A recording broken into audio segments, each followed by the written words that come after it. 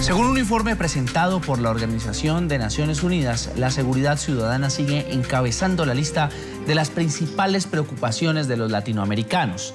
De epidemia calificó el organismo internacional el tema de la violencia urbana en una región donde vive el 9% de los habitantes del planeta, pero que padece el 30% del total de los homicidios cometidos en todo el mundo. Esto hace de América Latina la región más insegura, donde 1 de cada 3 habitantes es víctima de un delito. El estudio señala que los países con más altas tasas por subregión son Honduras, El Salvador, Guatemala y México, esto en Centroamérica, Venezuela, Colombia y Brasil en Sudamérica y Belice y Jamaica en el Caribe. La revelación más interesante de este informe tiene que ver con las edades de los homicidas y sus víctimas en el continente americano, ubicadas en un rango entre los 14 y los 29 años. La drogadicción, la pertenencia a pandillas del crimen organizado y la lucha por salir de la pobreza serían los principales factores por los que los índices de participación delictiva aumentan en los jóvenes. Son las 4:29 en Ciudad de México, donde saludamos a Carlos Cruz, es presidente de la organización Cauce Ciudadano, que se dedica a la construcción de alternativas pacíficas para el desarrollo de los jóvenes. Gracias por acompañarnos. Muchas gracias por la invitación y un saludo a todo el público que nos está viendo por la internet. Seguramente a usted como a nosotros le ha sorprendido de este informe ese dato sobre quiénes son las víctimas y los victimarios en América Latina, jóvenes entre los 14 y los 29 años. ¿Qué está haciendo la región para evitar que su futuro, como es llamado, sus adolescentes, los jóvenes que están en formación, entren en contacto con el crimen y lo tomen como una forma de vida? Bueno, lo que estamos viendo en la región es que constantemente los países de América Latina están en una discusión y elaborando una serie de acciones de prevención social del delito y de la violencia, atendiendo a infancia, atendiendo a los adolescentes, a los jóvenes y también a las mujeres. Entonces nos parece que por ahí hay todo un proceso de construcción. Sin embargo, observamos cómo cotidianamente lo que está sucediendo con las familias es que los factores de riesgo están impactando mucho más rápidamente en las poblaciones de adolescentes y jóvenes. Nosotros no solamente estamos observando que los factores de riesgo están por la pobreza o por la marginación o la exclusión social, que ahí hay un nicho.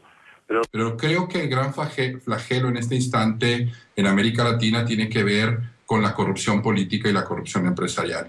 Porque la mayoría de los homicidios que se están generando en la región se ligan directamente a las acciones y a las funciones de la delincuencia organizada que opera en nuestra región, no solamente con temas de narcotráfico, sino con más de 20 delitos que están perfectamente tipificados en la Convención de Palermo para la lucha contra la delincuencia organizada.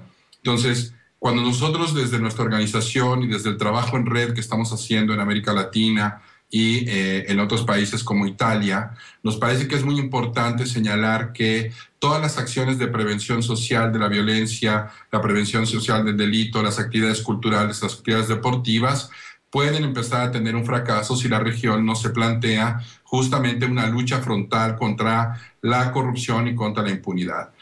Si la región no empieza a hacer esa valoración, posiblemente estaremos enfrentando una de las crisis humanitarias para la región mucho más grande que la crisis humanitaria que padeció la región en la época de los golpes militares. Creo que es importante trabajar contra la corrupción y la impunidad. Señor Cruz, también asistimos hace algunos días y lo tratamos aquí en la tarde fin de semana como en Argentina, que es un país que aparece distante de estos indicadores, pero donde ha comenzado a permearse esa cultura que en otros países se llama la cultura del narco, la cultura del narcotráfico. Comienzan a observarse cómo los niños juegan a ser los capos de la mafia, las niñas quieren ser sus parejas o simulan serlo en esos juegos de roles. Parecen casos aislados, pero también hay allí un elemento cultural. Esa cultura del narco, ¿hasta qué punto también está llevando a nuestros jóvenes a verse abocados al crimen? Bueno, ahí habría que tener el razonamiento de que la delincuencia organizada no es delincuencia local. La delincuencia organizada que opera en el mundo está globalizada, es una delincuencia organizada transnacional.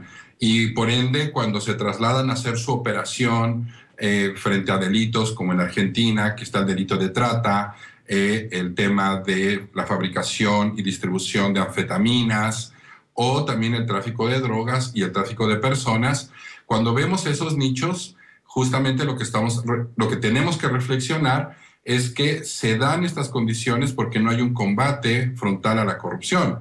En el caso de Argentina, lo que nosotros queremos decirles es que en muchos de los casos la delincuencia mexicana está trasladándose, y cuando se trasladan con sus negocios también se trasladan con toda la actividad cultural. Por lo tanto, lo que nosotros hemos reflexionado con diversos organismos es que no solamente se trata de hacer las actividades culturales o deportivas, sino que cada vez que se hace una actividad cultural, cada vez que se hace una actividad deportiva, cada vez que se da mejores espacios para la educación, también que tenemos que estar construyendo una cultura, por una cultura de la justicia, una cultura de la legalidad, una cultura plena para el respeto de los derechos humanos, y por lo tanto empezar a desmontar esta cultura mafiosa y esta cultura del narcotráfico que se nos está permeando en toda la región. Por lo tanto, no solamente tenemos que estar haciendo estas acciones, sino también poder incidir en la política pública, en los presupuestos y en las legislaciones. Quiero invitarlo, señor Carlos Cruz, a que escuchemos precisamente el testimonio de un hombre que siendo niño tuvo que vivir esta situación de violencia y que ahora está ayudando a otros a no caer en ella. Por eso voy a saludar a Agustín Coroy, representante de la organización Jóvenes contra la Violencia. Él está en Guatemala, en Ciudad de Guatemala. Desde allí nos atiende. Señor Coroy, gracias por acompañarnos. Bienvenido. Mucho gusto. Dios lo bendiga. ¿Cómo les va? Amén. Señor Coroy, ¿a qué edad empezó usted a ser pandillero y cuántos años tiene ahora? Pues ahorita tengo 32 años. Empecé a los 8 años y medio. Pasé más de 13 años metido en actos delictivos, donde gracias a Dios ahora aprovecho, ¿verdad? Y me gozo también trabajando con niños y jóvenes. ¿Qué lo llevó a ser integrante de una organización criminal? Yo creo que el factor de que cada joven se involucre en actos delictivos, yo creo que el factor que deberíamos de combatir es la desintegración familiar. Yo creo que la mayoría de jóvenes, lamentablemente en cada país hay mucha pobreza, y lamentablemente cada joven, cada niño y joven se involucra en actos delictivos por la desintegración familiar. ¿Por qué? Porque tal vez tienen padres borrachos, alcohólicos, padrastros. Incluso yo le comentaba a unos jóvenes de que yo conocí a varios niños que fueron abusados sexualmente por sus padres, ¿verdad? Incluso por sus padrastros. Ellos también están involucrados en violaciones, y eso hace que esos niños se involucren en actos delictivos. Señor Coroy, en esos años que usted vivió en el crimen organizado, portando un arma, siendo un preadolescente, y luego crecer en medio de ese ambiente, ¿qué pudo ver? ¿Cómo nos puede describir esa vida en medio del crimen organizado? Pues la vida, la verdad que es bien dolorosa, es bien fuerte, ¿verdad? Estar viviendo en todo eso es bien difícil. En el principio lo que anda buscando uno es el amor, ¿verdad? El aprecio, es el que le tomen en cuenta, ¿verdad?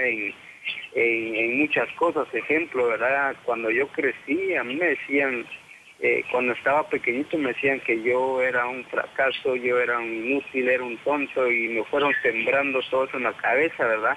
Al final yo busqué eso, ¿verdad? A que alguien me dijera, mira, vos servís para algo, vos toma esto, vos sí existís, ¿verdad? Y eso fue lo que me llevó a estar donde yo estaba, pero lamentablemente en el momento fue todo, me mostraron una cosa, al final toda esa cosa se volvió negativa, ¿verdad? Y fue bien difícil vivir esa vida, porque aparte de que lo persiguen las autoridades, lo persiguen otras familias y un montón de enemigos llega a tener en ese momento, ¿verdad? Usted habla de temas bien sensibles que seguramente están tocando la fibra de las personas que lo están escuchando en América Latina. Yo leí una entrevista suya a otro medio de comunicación en la que reconoció haber asesinado a otra persona en estos años suyos como pandillero. No quiero ahondar en el caso, pero sí quisiera preguntarle qué puede sentir un preadolescente, un joven en formación en medio de este ambiente al quitar una vida. ¿Me puede repetir la pregunta, disculpe? Le decía que entiendo, a través de una entrevista, una declaración que usted dio a otro medio de comunicación, haber confesado que en estos tiempos de pandillero usted mató a alguien, usted asesinó a alguien. ¿Qué puede sentir un preadolescente, sin ahondar en los detalles de ese crimen, al asumir esa situación? Yo creo que estar en estos actos delictivos, yo creo que se pierde todo como bueno, el sentir la culpa, ¿verdad?, de hacer algo malo. Digamos, yo le puedo decir, dentro de todos estos jóvenes, no hay jóvenes, podría decirlo así, inocentes, ¿verdad?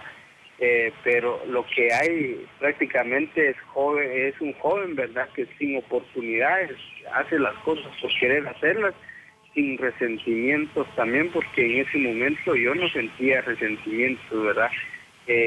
Ahora yo tomo las cosas diferentes, yo miro cada vez que un niño sea herido con arma de fuego, un joven con arma de fuego, en realidad me ha tocado momentos llorar, ¿verdad?, por cada uno de los jóvenes, porque yo sé que son jóvenes que se están perdiendo y son jóvenes que han vivido también la misma situación que uno vivió, ¿verdad?, sin oportunidades. Entonces eso me hace ahora reflexionar, ¿verdad?, cuál es el sentimiento verdadero que ahora siento yo, que tal vez han sentido las demás personas que han perdido algún ser familiar. Señor Coroy, cuando usted piensa en esa situación, cuando usted piensa en esos hechos, ¿cómo se siente ahora, después de tanto tiempo? ¿Puede dormir en las noches? ¿En algún momento le asaltan esos recuerdos?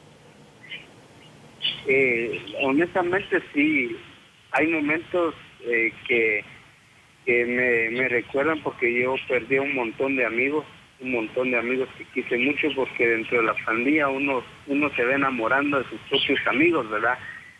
Va teniendo como un afecto de hermano, pero de hermano no de sangre, sino que de hermano, ¿cómo le podría decir? Hermano solo porque nos conocemos y nos cuidamos, ¿verdad? Entonces eso honestamente me ha hecho así como pensar, mira, murió, cuando yo escucho que muere un joven, le digo a mi esposa, mira, murió tal persona, y nos ponemos así a pensar quién era este joven, y empezar a sentir sentimientos así encontrados por cada persona, porque yo lo viví, porque yo perdí un montón de amigos que quise mucho. Tal vez no era no era amor de hermanos de sangre, sino que era amor de hermanos de parte de los jóvenes que pertenecimos en las calles. Y ahora trabajando con estos jóvenes, después de este relato que usted nos hace de esos años difíciles, ¿cómo puede usted lograr, cómo puede rescatar a un joven entre los 14 y los 29 años para que no pase por las mismas dificultades que pasó usted, para que no pase por esa tristeza, por esa necesidad de reconocimiento y evitar que le quite la vida a otro hermano? Yo creo que hay cosas, como yo lo decía en los talleres que tuvimos ahorita, en la conferencia que tuvimos de Patio Saíz, yo creo bastante que hay cosas tan sencillas que hay veces nosotros, tanto como los políticos, buscan solucionar el problema del país, pero al final los problemas son tan sencillos que no se necesitan invertir millones y millones de dólares, ¿verdad?, sino que son cositas tan sencillas que pueden hacer la diferencia. Ejemplo, si miro a un joven en la calle, yo tengo que ayudarlo. Hace 3 días, después de regresar de ahí de las pláticas, fue el viernes, yo regresé el jueves y el viernes estaba salimos un grupo de jóvenes y personas adultas a los hospitales de nuestro país, ¿verdad? Preparamos café, preparamos panes y se los llevamos. Entonces al final ver a todos los niños que viven en la calle con los padres irresponsables, honestamente irresponsables, que se ponen a inhalar ahí pegamento, tiner, a fumar alguna droga, y ver a esos niños y regalarles un panito ahí y una taza de café, honestamente uno hace la diferencia ahí. A mí me tocó platicar con unos niños el viernes, en estos días que pasaron, me tocó platicar con uno de los niños que yo me identifiqué, incluso hasta lloré ahí con ellos, porque yo me identifiqué que yo pasé lo mismo en las calles, ¿verdad? Entonces yo les decía a ellos, en adelante, patojos, no dejen que eso los vaya a perder a ustedes. Busquen primero un camino bueno, ¿verdad? Camino de Dios. Pues involúquense. Acá hay programas que ayudan a la gente. Involúquense en un programa y van a ver que un día ustedes van a contar la misma historia. Van a decir, yo fui esto, pero ahora soy un doctor. Yo fui esto, pero ahora soy un bombero. Yo fui esto, pero ahora soy un licenciado. Y son cositas que si uno las usa con estos niños y jóvenes, les cambia la vida a los jóvenes. Y no, honestamente no se necesitan millones de dólares para invertir en ellos. Sí, se necesitan para abrir programas, ¿verdad?, donde ellos se capaciten, digamos, en computación, en refuerzo escolar. Se necesitan dinero también, ¿verdad?, para alquilar una casa donde ellos se pueden entretener en algún taller que ellos quieran, o donde ellos se pueden entretener en alguna cosa, ¿verdad?, positiva. Se necesita dinero, pero no es tanto de lo que se escucha, ¿verdad? Que se escucha siempre, invertimos tantos millones para prevenir la violencia, y en realidad para prevenir se necesita solo usar el corazón. Pues, señor Agustín Coroy, líder y representante de la organización Jóvenes contra la Violencia en Guatemala, en nombre de nuestra audiencia de NTN 24, por favor, siga haciendo la diferencia para sacar a esos jóvenes de las calles y del crimen organizado. Gracias por brindarnos su testimonio en el programa La Tarde Fin de Semana. Pues ahí estoy a las órdenes, muchas gracias. Tal vez no fue mucho lo que conté, porque la historia es grande, ¿verdad? Pero estoy para apoyarlos y estoy a las órdenes para cualquier cosa. Muchas gracias, Agustín. Regreso con Carlos Cruz, presidente de la organización Cauce Ciudadano en Ciudad de México. Al escuchar estos testimonios, señor Cruz, encuentra uno que son diferentes elementos: la falta de oportunidades, la corrupción en las instituciones, la cultura del narco de la que veníamos hablando, y quizás un elemento que puede estar en las manos de cada uno de los ciudadanos en nuestro continente, es hacer y formar mejores seres humanos. Agustín nos decía que él se sentía rechazado, que se sentía que no servía para nada. ¿Cómo darles la mano, cómo darles la oportunidad a los jóvenes?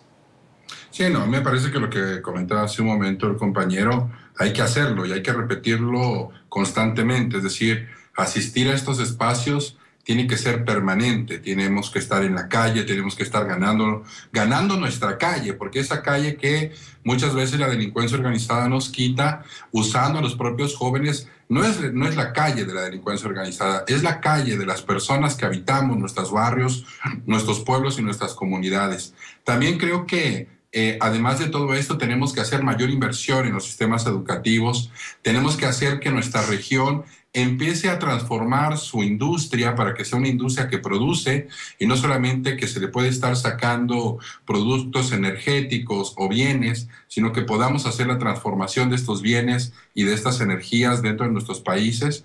Y también una cosa que yo sumaría a todo esto es, repitiéndolo, que lo que hacen en Guatemala, lo que hacen en Brasil los compañeros de Afro Reggae, que también estuvieron ahí reunidos, los compañeros de Tijuana, los compañeros de Homebox Industries en Los Ángeles, es más lento, más caro, si no empezamos a vencer el flagelo de la delincuencia organizada.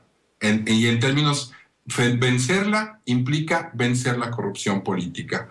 Yo lo digo porque hoy mismo en México, en estos últimos meses, se demuestra que no tendríamos que estar gritando vivos se los llevaron y vivos los queremos si no hubiéramos tenido un alcalde ligado a la delincuencia organizada, un alcalde jefe de un cartel ¿no? Un gobernador omiso, ¿no? Una estructura federal que no reconoce que está sucediendo eso en los territorios y que por ende se piensa que solamente haciendo los talleres o las actividades que hacemos Agustino y yo dentro de nuestras organizaciones.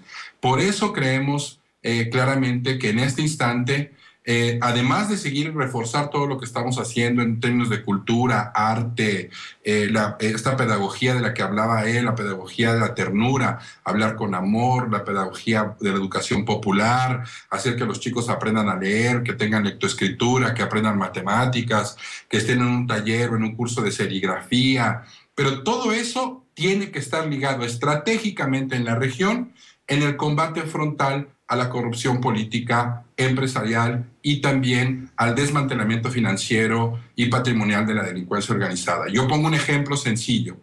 Si cada vez que le quitamos una finca, cada país en América Latina, cada estado, le quita una finca a un grupo de la delincuencia organizada, no hay que desmantelar esa finca. Esa finca tiene que tener un uso social para que aquellas adolescentes y jóvenes que fueron víctimas de estos grupos puedan empezar a rehacer su vida ahí. Y en efecto no nos va a costar, porque son los propios recursos de estos grupos de la delincuencia organizada, de estas mafias transnacionales, las que nos pueden nutrir. O pongo otro ejemplo. Si nosotros en México tuviéramos unidades de investigación patrimonial, hubiéramos podido detectar o podríamos estar detectando en este instante a todos los políticos que se hacen de propiedades y de cuentas en el extranjero, y podríamos estarlos fiscalizando los ciudadanos. Entonces creo que la lucha contra la violencia y contra el delito va más allá de la prevención social. Es la prevención social, es el combate a la corrupción, es el combate a la impunidad y son los sistemas de inteligencia de estados fuertes, de estados sólidos, los que también pueden ayudarnos a enfrentar a la delincuencia organizada y por ende bajar no solamente el delito de homicidio. Porque en la región no solamente es el homicidio el que está haciendo un flagelo, es el homicidio y es la trata de personas y es el tráfico de drogas y es el tráfico de armas. Entonces, tenemos que bajar también estos otros delitos y cuando veamos que paulatinamente empiezan a bajar todos estos delitos y empiezan a crecer las matrículas educativas y empieza a crecer el empleo y empieza a crecer el ingreso en la región, entonces estaremos viendo que los narcotraficantes, que los mafiosos y los políticos corruptos, ellos son los que van a tener miedo y no nosotros, no los ciudadanos de a pie, no ustedes los comunicadores. Por ejemplo, en nuestro país, en México, es el país más peligroso para ejercer el oficio de comunicador, de periodista, ¿no? Justamente por la corrupción política y las vinculaciones con la delincuencia organizada. Y que desgraciadamente cada grupo de delincuencia organizada en México, como un ejemplo porque lo vivimos nosotros, basa su estructura en estar contratando a adolescentes de 10, 11, 12, 13, 14, 15 años para sus ejércitos. Por lo tanto, eso es lo que tenemos que empezar a vencer y tenemos que transformarlo. Es Carlos Cruz, presidente de la organización Cauce Ciudadano, se dedica a la construcción de alternativas pacíficas para el desarrollo de los jóvenes y con Carlos y con Agustín desarrollamos este interesante tema, cómo sacar a los jóvenes de la violencia a raíz de este informe de Naciones Unidas que cifra que el 30% de los homicidios del mundo se producen en América Latina. Gracias por acompañarnos. No, gracias a ustedes por la invitación y esperemos que nosotros prontamente podamos salir de esta crisis en la que estamos, que podamos encontrar a los 43 estudiantes de Ayotzinapa vivos y podamos empezar a desmantelar esta corrupción que está desangrando a México. A todos los presidentes de América Latina que nos escuchen y que nos sigan acompañando. Muchas gracias. Que así sea, señor.